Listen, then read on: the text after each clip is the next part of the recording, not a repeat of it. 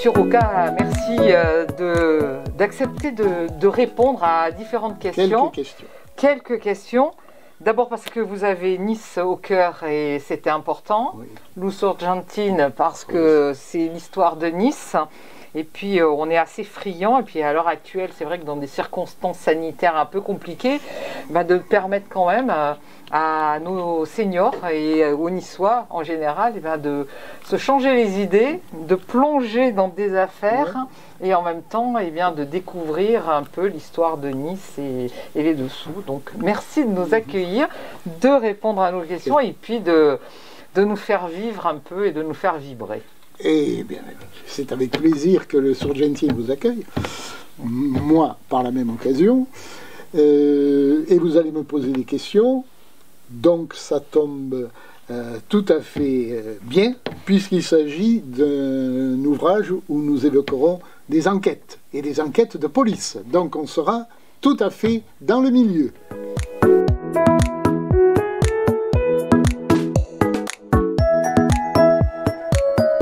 Urus di parlare un po' la nostra lingua perché siamo ben sicuri che da quelli che vedranno i piccini lucarne, come si dice, le televisioni, li avrà tutto plein di nissart. Che parla la lingua perché a po' quella lingua disparaisse e corria pas che sia una lingua come il latino o il greco una lingua morta. Il nissart è una lingua viva. E spero che il Sorgentin s'affana depuis 1000 secoli, 50 ans de trampin, e de trampin per mantenere la lingua, per mantenere la nostra cultura e il nostro patrimonio. Donc Frédéric Ovadia, merci de nous permettre de nous plonger dans l'histoire de Nice, dans la langue niçoise. Et puis on va vous laisser, j'allais dire, poser les questions avec Elisabeth et nous permettre de découvrir. Eh bien, on va essayer de vous répondre. Voilà, merci. Bonjour Monsieur Roca. Bonjour. Merci encore de nous recevoir chez vous, à Luz Sorgentin.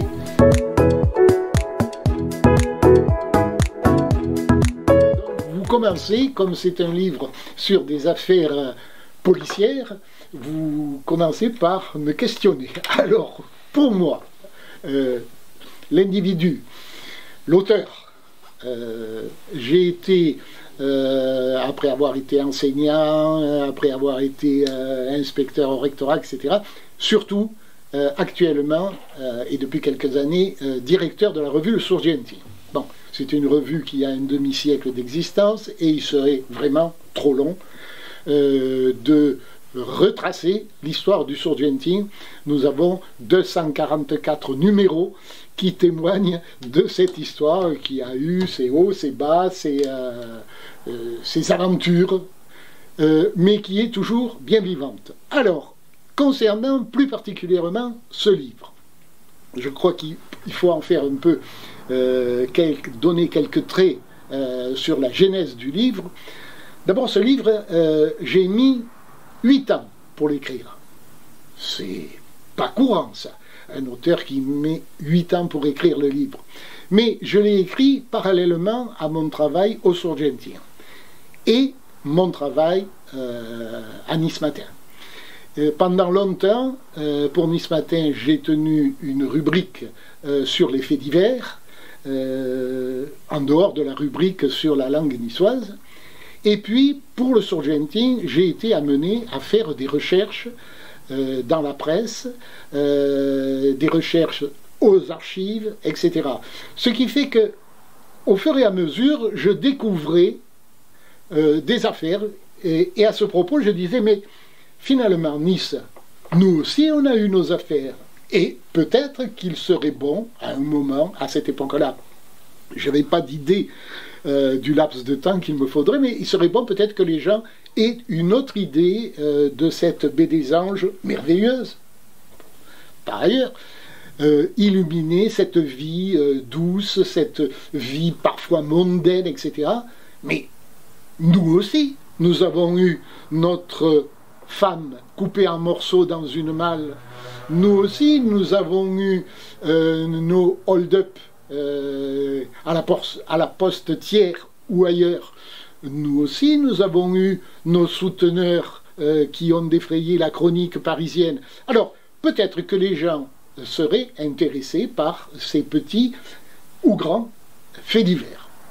Et de là, petit à petit, j'ai préparé ce modeste ouvrage sur lequel j'ai mis, j'allais dire, tout mon cœur et mon habitude de travailler dans la présentation, c'est-à-dire dans la mesure du possible le plus richement illustré et le plus simplement écrit, hein, en faisant chaque fois référence à ma documentation. Alors cette documentation, elle est multiple, elle est bien entendu sortie de la presse de l'époque, de la presse locale de l'époque, mais ça m'a parfois amené à me plonger dans des journaux plus, j'allais dire, plus nationaux, comme par exemple le Détective, L'Œil de la police, etc.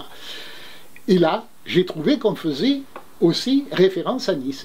Donc c'est peut-être intéressant de savoir qu'on a parlé de Nice dans d'autres revues, des revues à caractère national. Alors, ce serait illusoire de dire qu'on a fait un travail exhaustif. C'est pas possible, hein.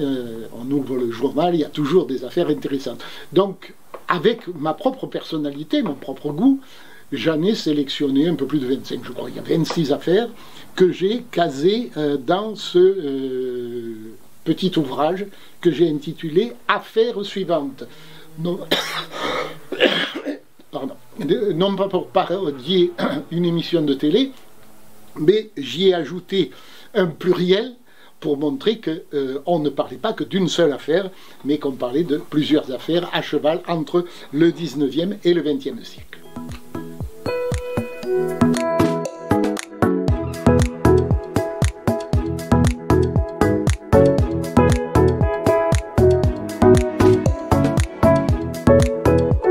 Alors, s'il y a quelque chose, je ne veux pas dire qui est d'actualité, mais vous savez qu'il y a un questionnement qui se fait actuellement devant ces crimes, et notamment les crimes d'enfants. Beaucoup, on en a malheureusement une triste illustration localement et nationalement, avec ces enfants qui sont comment dire, martyrisés, voire parfois assassinés. Et ça pose dans le public un questionnement, celui de la peine de mort. Bon. Si on faisait actuellement un sondage sur la peine de mort, je ne peux pas affirmer qu'il y aurait une majorité pour supprimer la peine de mort. Je suis même intérieurement persuadé du contraire. Mais il faut voir que cette peine de mort a existé et qu'elle correspondait peut-être à un certain, je mets des guillemets, hein, même des doubles guillemets, à un certain goût de la population. Le goût de la vengeance, voire à la limite le goût du sang. Et moi, ce que je voudrais, non pas rappeler, mais peut-être faire découvrir aux gens que la guillotine est sortie de Nice pour une seule fois en 1867 et elle est montée à Tourette-le-Vins. Alors les gens, j'ai même, comme j'ai enseigné 9 ans en tant que prof à Tourette-le-Vins, j'ai pu constater que les gens l'ignoraient.